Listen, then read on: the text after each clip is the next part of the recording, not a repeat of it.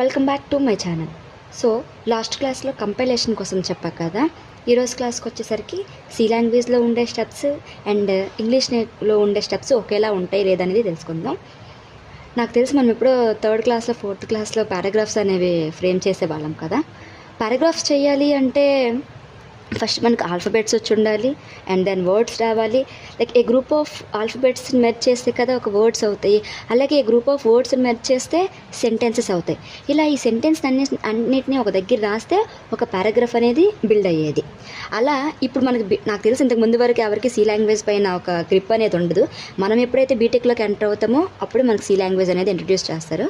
So ఈ C language అనేది డైరెక్ట్గా వచ్చి ప్రోగ్రామ్ రాసిస్తామా అంటే రాయలేము. ఒక ప్రోగ్రామ్ రాయాలంటే మనకి ఏం కావాలి?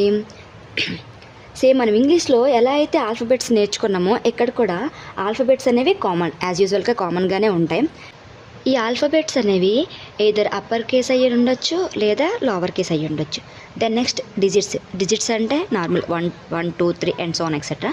Special characters, constants, variables and keywords. And then instructions అంటే ఏంటి? A set of rules. Like మనం ఇప్పుడు ఏదైనా ఒక ప్రోగ్రామ్ని బిల్డ్ చేయాలి అంటే దానికి ఒక సెట్ ఆఫ్ ఇన్స్ట్రక్షన్స్ కావాలన్నమాట.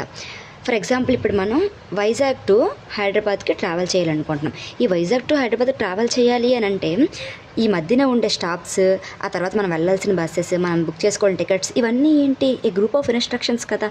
సో ఇలా ప్రతిదానికి ఒక స్టెప్ బై స్టెప్ ప్రాసెస్ చేస్తూ మనం బిల్డ్ చేయడం ప్రోగ్రామ్కి ఇన్స్ట్రక్షన్స్ ఇస్తే దెన్ ఒక ప్రోగ్రామ్ అనేది కంప్లీట్లీ బిల్డ్ అవుతుంది.